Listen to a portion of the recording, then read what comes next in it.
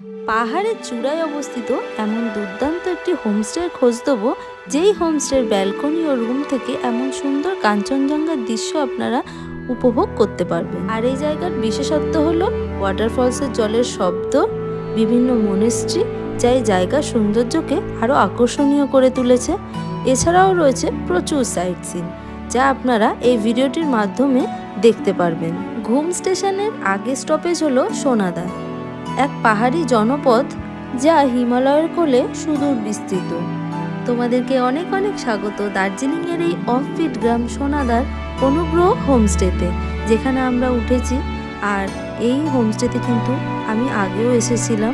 আমার এত ভালো লেগেছে এখানের খাবার, এখানে মানুষের ব্যবহার ও এখানে প্রাকৃতিক সৌন্দর্য, যা আমাকে দ্বিতীয়বার আবার টেনে এনেছে।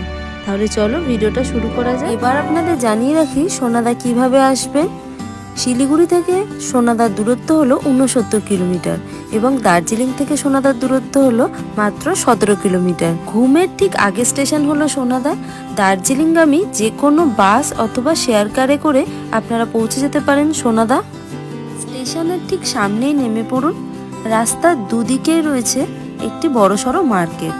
বাঁদিকে রাস্তাটা ধরে একটু নিচের দিকে এগিয়ে গেলেই দেখতে পারবেন এক সুন্দর পাহাড়ি জনপদ, যা আপনার জন্য অপেক্ষা করছে। আমরা এসে পৌঁছে গেলাম আমাদের হোমস্টেতে। আমাদের হোমস্টের নাম হলো অনুরাগ হোমস্টে। হোমস্টের লোকেশনটা এত সুন্দর এবং অপূর্ব জায়গায়, যেটা হয়তো আমি নিজে চোখে উপলব্ধি করেছি, সেটা আমি আপনাদেরকে ক্যামেরায় ফিল করাতে পারবো না। হোমস্টেটা একদম নতুন, চারিপাশে পাইনের জঙ্গলের মধ্যিখানে হোমস্টেটি। লোকেশনটা একদম অদ্ভুত জায়গায়। হোমস্টে রুম থেকে শুরু করে আসবাবপত্র পুরোটাই একদম নতুন। অনুরাগ হোমস্টের ডিটেলস বলার আগে একটা কথা বলে রাখি, এখানে আপনারা থাকা ও খাওয়ার পাশাপাশি দুর্দান্ত অময়িক ব্যবহার এনাদের থেকে উপভোগ করতে পারবেন, যেটা আমরা পেয়েছি ওনাদের থেকে। আর এখন আমার দর্শকরা যারা এই ভিডিওটা দেখছেন, তাদের আমি খুব করে রেকমেন্ড করব এখানে আসার জন্য। আপনারা এখানে শুধু সুন্দর সুন্দর পাহাড়ি জনপদ, দারুণ খাবারের স্বাদ, এছাড়াও পাবেন ওনাদের আময়িক ভালোবাসা, যার সাক্ষী হয়ে আমরা থেকে গেছি। এই হোমস্টের ব্যালকনি থেকে এই ভিউটা আপনারা দেখতে পারবেন। ওয়েদার ভালো থাকলে কাঞ্চনজঙ্ঘার ভিউ কিন্তু এখান থেকেই আপনারা উপভোগ করতে পারবেন। সোনাদায় থেকে আপনারা কার্শিয়াং ও ঘুম ঘুরে দেখে নিতে পারেন। এবার আমাদের লাঞ্চ করে নেওয়ার পালা। মেনুতে ছিল আমাদের পছন্দের মতন সব খাবার। রাইস, আলু ভাজা, গরম গরম ডাল, সব খাবার গরম গরম, চিকেন কষা, সব কিন্তু এখানে একদম ধোঁয়া উঠছে দেখতে পাচ্ছেন। এটা একটা মিক্স সবজি, স্যালাড, পাঁপড়।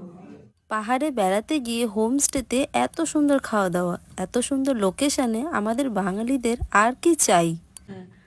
একটু বিশ্রাম নিয়ে তারপর আমরা বেরিয়ে গেলাম আশেপাশের কিছু জায়গা ঘুরে দেখতে। এই হোমস্টের ওনার নবীন দাদা আজ এবং কাল আমাদের সোনাদার বিভিন্ন জায়গা ঘুরিয়ে দেখাবেন। আমরা প্রথম যে জায়গাটিতে এলাম সেই জায়গাটির নাম হলো সোনাদা মনেস্ট্রি।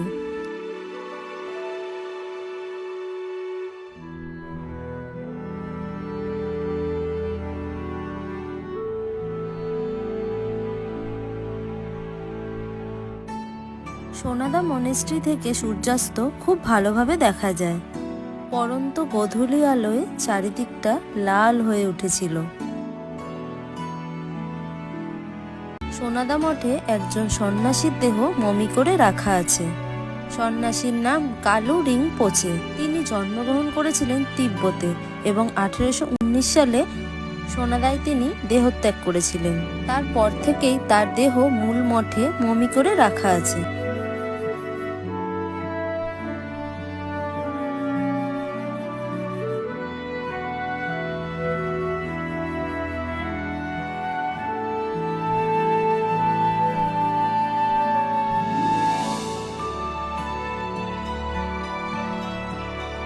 সোনাদা মনেস্ট্রি দেখার পর ঠিক তার পাশেই রয়েছে জাস্ট কয়েক সেকেন্ডের দূরত্বে আরও একটি মনেস্ট্রি, যার নাম হলো গোল্ডেন টেম্পল, যা আপনারা একই সাথে দুটো মনেস্ট্রি পায়ে হেঁটে দেখে নিতে পারবেন।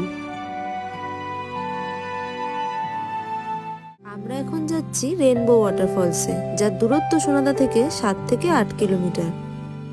আমরা রেনবো ওয়াটারফলসের খুব কাছাকাছি চলে এসেছি। ওই যে দূর থেকে দেখা যাচ্ছে রেনবো ওয়াটারফলসটিকে। ধস নামার ফলে রাস্তা খারাপ হয়ে গেছে, না হলে আগে জলপ্রপাত অবধি গাড়ি যেত। এখন অনেকটা রাস্তা ট্রেক করে তারপর আপনাকে জলপ্রপাত পর্যন্ত পৌঁছাতে হবে। এক অপূর্ব সুন্দর দৃশ্য আমাদের জন্য অপেক্ষা করে রয়েছে, সেটা আমরা এখান থেকেই বুঝতে পারছি। বেশ অ্যাডভেঞ্চারাস, কিন্তু সিঁড়ি দিয়ে আবার ওই সাঁকো পার হয়ে আমরা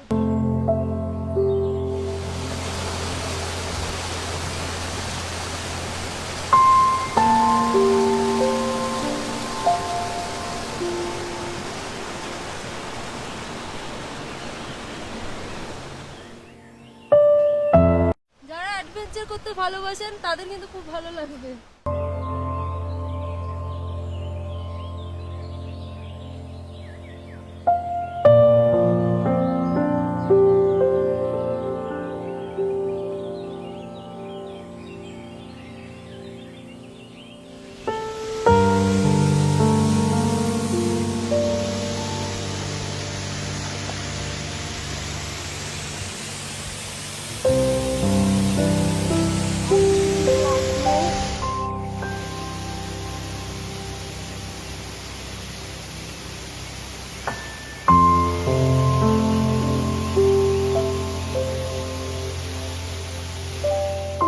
এখন শীতকাল থাকার কারণে ঝর্ণাটিতে সেরকম জল নেই, তবে সূর্যের আলো রিফ্লেক্ট করে ঝর্ণাটিতে আশ্চর্য রকমের রামধনু তৈরি হয়েছে। আর তাই এই ঝর্ণাটিকে ইন্দ্রেণী ওয়াটারফলসও বলা হয়ে থাকে। ইন্দ্রেণী হচ্ছে একটি নেপালি শব্দ, যার অর্থ হলো রামধনু। আমরা ভাবতে পারছি না, আমরা যখন এসেছি পুরো মেঘে জায়গাটা ঢাকা ছিল, কুয়াশা ভর্তি ছিল, হঠাৎ করে রোদ উঠে গিয়ে লাকিলি আমরা এই রেনবো ফলসটাকেও দেখতে পেলাম। রেনবো ফলসের আসল সৌন্দর্য হচ্ছে এই রেনবো। আপনারা এলে যদি আকাশ পরিষ্কার থাকে অবশ্যই রেনবো ফলসের দেখা পাবেন। আমরা এখানে বেশ কিছু মুহূর্ত আছি, তাই আমরা লাকিলি রেনবো ফলস দেখলাম। রেনবো ফলস আগে অনেক বড় ছিল। এই সিঁড়ি দিয়ে ওপরে গেলে ওপরে একটি পার্কও ছিল। ধস নামার কারণে পুরো নষ্ট হয়ে গেছে, দেখতে পাচ্ছেন।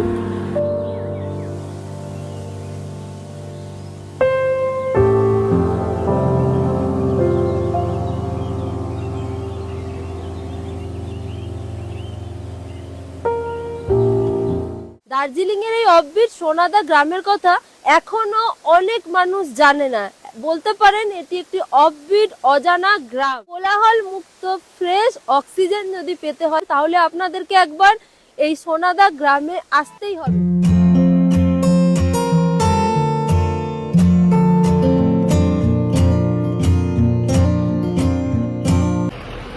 বাঁদিকে হচ্ছে সোনাদা স্টেশন, তার ঠিক অপোজিটে এদিকে মার্কেট আছে। আপনারা চাইলে এখান থেকেও কিন্তু কেনাকাটা করে নিতে পারেন। দার্জিলিং মেলের মতন অত বড় মার্কেট না হলেও এটা সোনাদা মার্কেট, এখানেও আপনারা বিভিন্ন ধরনের জিনিস পেয়ে যাবেন।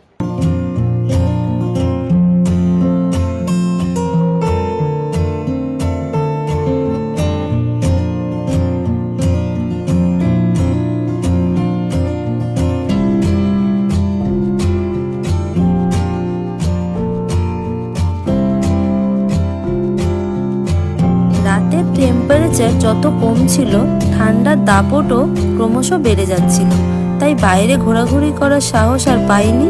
রাত 8টা বাজলেই সমগ্র সোনাদা যেন গভীর ঘুমে ঢলে পড়ে। হোমস্টেতে ফিরে আসতেই দেওয়া হলো আমাদের গরম গরম দার্জিলিং চা, যা আমরা খেতে খেতে হোমস্টের ব্যালকনি থেকে সোনাদার রাতের এই দৃশ্য উপভোগ করলাম। এখানে আছে দার্জিলিং টি, ব্ল্যাক টি। আমরা ব্ল্যাক টি খাই, কেউ যদি দুধ চা খায় হয়ে যাবে। আর এখানে আছে গরম গরম ভেজ পকোড়া। ঘড়িতে বাজে 8:30। আমাদের ডিনারের ডাক চলে এলো। ডিনারে ছিল আমাদের গরম গরম রুটি, এগ কারি, মিক্স সবজি এবং স্যালাড। আমাদের রাত্রিটা সাথে ভালো কাটে, তার জন্য এই হোমস্টের যে দাদা, উনি আমাদের এই সুবিধাটা করে দিয়েছে। তো এই ঠান্ডা যে হাত শেখা হচ্ছে, বাইরে কিন্তু ঠান্ডার সাথে সাথে হাওয়াও চলছে, কারণ আরো বেশি ঠান্ডা লাগছে।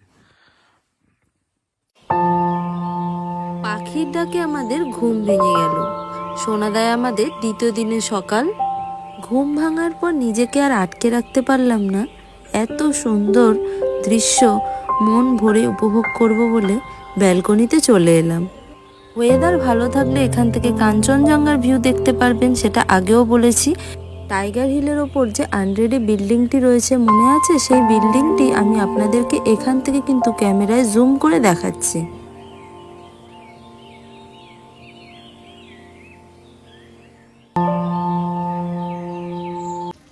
গুড মর্নিং ফ্রম সোনাদা। আমরা যে হোমস্টেতে আছি সেখান থেকে, যে রুম থেকে আপনাদেরকে যে ভিউটা দেখালাম, এই রুম থেকে আপনারা এই ভিউটা পাবেন ব্যালকনি থেকে। হ্যাঁ, সকাল সকাল দার্জিলিং টি খাওয়ার অনুভূতিটা আলাদা, আর তার সাথে আছে কুকিজ। আমি এখন আছি সোনাদার এক হোমস্টেতে, অনুগ্রহ হোমস্টে।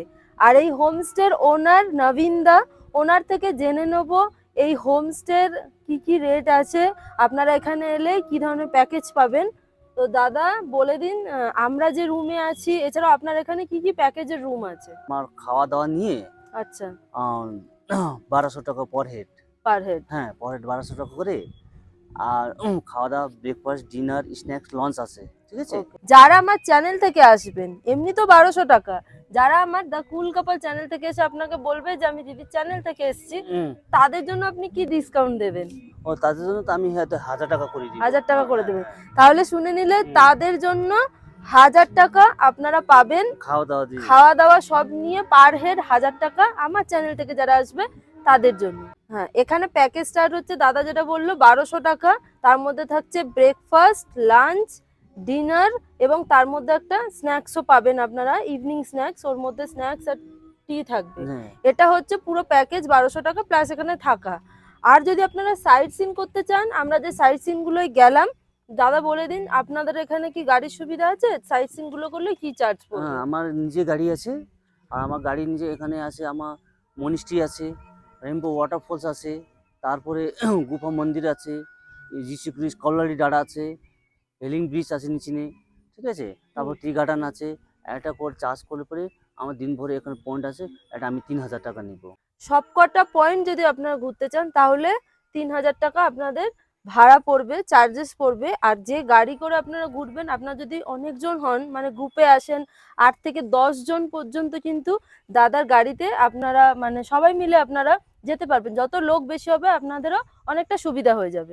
আর যারা বাইক নিয়ে আসবে, যারা বড় গাড়ি নিয়ে আসবে, তাদের জন্য এখানে পার্কিং এর জায়গা। হ্যাঁ, আমার পার্কিং আছে বড়, 20টা 25টা আমার গাড়ি নিয়ে হয়ে যাবে। আর বাইকের জন্য আমার নিজে হোমস্টেতে আমার ভিতরে রাখতে পারবা তোমরা। হ্যাঁ, যে মানে আসবে একদম মানে আপনারা ট্রেনে আসুন, বাসে আসুন, কিংবা নিজেদের গাড়ি নিয়ে আসুন, ফ্যামিলি নিয়ে আসুন, গ্রুপ নিয়ে আসুন, কোনো রকম অসুবিধা হবে না। এখানে প্রচুর পার্কিং প্লট আছে। তাহলে থ্যাংক ইউ দাদা। Thank you. আন্টি নিজের হাতেই সমস্ত রকম রান্না করেন। ইনি হলেন নবীনদার মা। আর ওনাদের ব্যবহারের পাশাপাশি কিন্তু ওনার রান্নার হাতও খুবই সুন্দর, যা আমি ভিডিওতে আগেও শেয়ার করেছি। ব্রেকফাস্টে কি কি আছে চলুন তো আপনাদের সঙ্গে শেয়ার করব। পরোটা, সবজি, এগ, আর একটা খুব ইম্পর্টেন্ট কথা জানিয়ে রাখি আপনাদের, গরম গরম খাবারের সাথে কিন্তু আপনারা গরম গরম জলও এখানে পাবেন। যতবার চাইবেন ওনারা আপনাকে গরম জল ততবারই করে দেবে। রেডি হয়ে বেরিয়ে পড়লাম সাইট সিনের উদ্দেশ্যে। আমরা নবীন দাদার এই গাড়িটা রেন্টে নিয়েছিলাম সাইট সিন ঘুরে দেখার জন্য। আজ আমাদের প্রথম গন্তব্য হলো ইনটেক রিভার সাইড। আমাদের গাড়ি এখন চলেছে 7 নম্বর ধারা টি এস্টেটের ওপর থেকে। এখন যেহেতু শীতকাল, তাই চা বাগানের কচি সবুজ গাঢ় রংটা মিসিং। আর জুন থেকে আগস্ট এই সময়টা যদি আপনারা এখানে আসেন, তাহলে কিন্তু চা বাগানের খুব সুন্দর দৃশ্য এখান থেকে উপভোগ করা যায়। নীল আকাশে সাদা মেঘের ভেলা, দূর দূরান্তে পাহাড় পর্বত মিলেমিশে একাকার। পাহাড়ের প্রতিটি পরশে পরশে লুকিয়ে রয়েছে অপার্থিব সৌন্দর্য।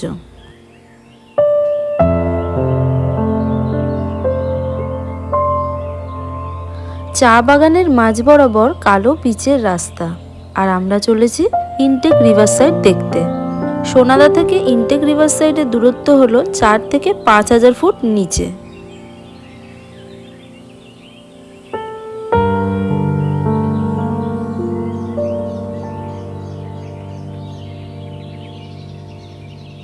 চলে এলাম সোনাদা থেকে কয়েক হাজার ফুট নিচে।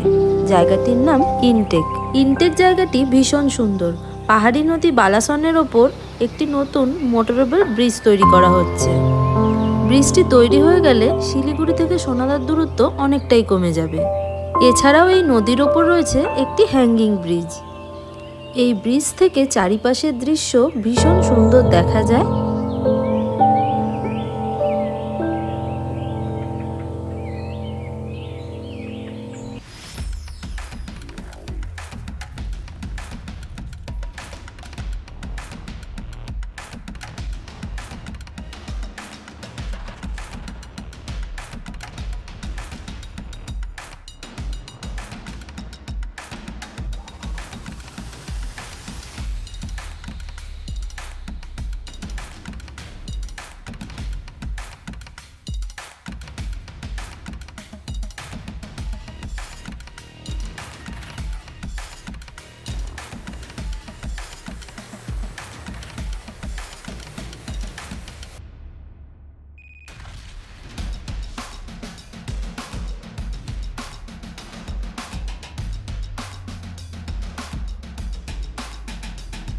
দুর্দান্ত এক অ্যাডভেঞ্চারাস অভিজ্ঞতার পর আমরা চলে গেলাম আমাদের পরের গন্তব্যে। ফেরার পথে আমরা চলে এলাম গোরেটো চার্চ দেখতে। পাহাড়ের চূড়ায় অবস্থিত এই চার্চটি যীশু খ্রিস্টের অন্তিম জীবনের কিছু মুহূর্ত এখানে তুলে ধরা হয়েছে। আমরা হোমস্টেতে ফিরে বাড়ির জন্য একদম রেডি হয়ে রওনা দিয়ে দিলাম। আমরা এখন আছি অনুগ্রহ হোমস্টের বাইরে, আর একদম পুরো মনে হচ্ছে মেঘের মাঝখানে এই হোমস্টেটা। দার্জিলিং থেকে মাত্র 10 কিলোমিটার দূরত্বে কিন্তু আপনারা এই জায়গায় চলে আসতে পারবেন। আর একদম দেখতে পাচ্ছেন পুরো মেঘের মাঝখানে এই হোমস্টেটা, যেখানে এলে আপনাদের একটুও বোর ফিল হবে না। এটা বলতে পারি প্রকৃতির সাথে আপনারা একটা আলাদা রকম সম্পর্ক অনুভব করবেন, যেটা আমার মনে হয় অন্য কোথাও গিয়ে পাবেন না। এই দুটো দিন একদম মনের মতন করে কাটালাম। পাহাড় তো দেখেছিলাম, কিন্তু পাহাড়ি মানুষদের অনেক কাছ থেকে দেখলাম, জানলাম এবং তাদের প্রতি অনেক ভালোবাসা নিয়ে বাড়ির দিকে রওনা দিলাম। আজকের পর্বটা এখানেই শেষ করছি। ভিডিওটা যদি কারোর ভালো লেগে থাকে তাহলে অবশ্যই চ্যানেলটাকে সাবস্ক্রাইব করে দিও এবং ভিডিওটাকে একটা লাইক অবশ্যই করে দিও। তোমাদের একটা লাইক আমাদেরকে অনেক ইন্সপায়ার করে এরকম আরও ভালো ভালো ভিডিও করার জন্য।